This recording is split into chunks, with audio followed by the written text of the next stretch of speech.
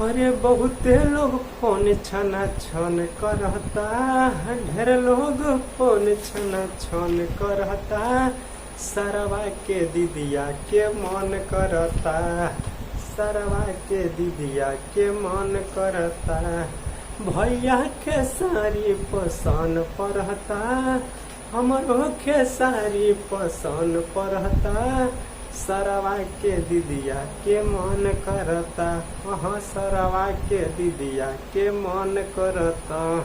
ढेर लोग फोन दाना दन करता, दन करता,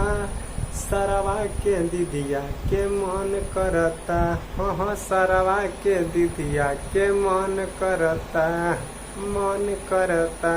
सुना ये सार अरे चूसे खेसारी जैसे चूसल लायाम हो, बापो के नाम अपन कर बदनाम हो, चूसे खेसारी जैसे चूसल लायाम हो,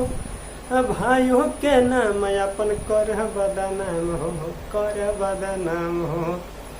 साचो रे बात पर विरोध करता, विरोध करता, अरे साचो रे बात पर विरोध करता, सरवा के दीदिया के मन करता, भैया के सारी पसंद पढ़ता, पसंद पढ़ता, सरवा के दीदिया के मन करता, मन करता,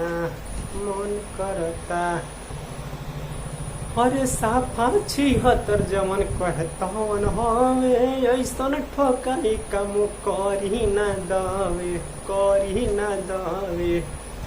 अरे साफा 76 जमन कहतवन हवे, ऐसन ठोकाई कम करी ना दवे। गलत गलत बात भी सुनो, सॉरी,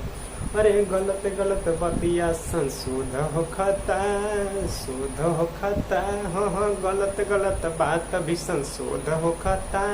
सरवा के दीदिया के मन करता, हाँ सरवा के दीदिया के मन करता, भैया के सारी पसंद पढ़ता,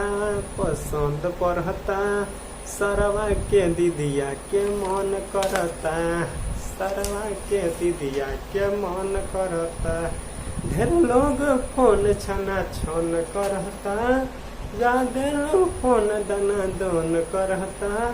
सरवा के दीदिया के मन करता, मोरे सरवा के दीदिया के मन करता, हाँ सरवा के दीदिया के मन करता, ओकरा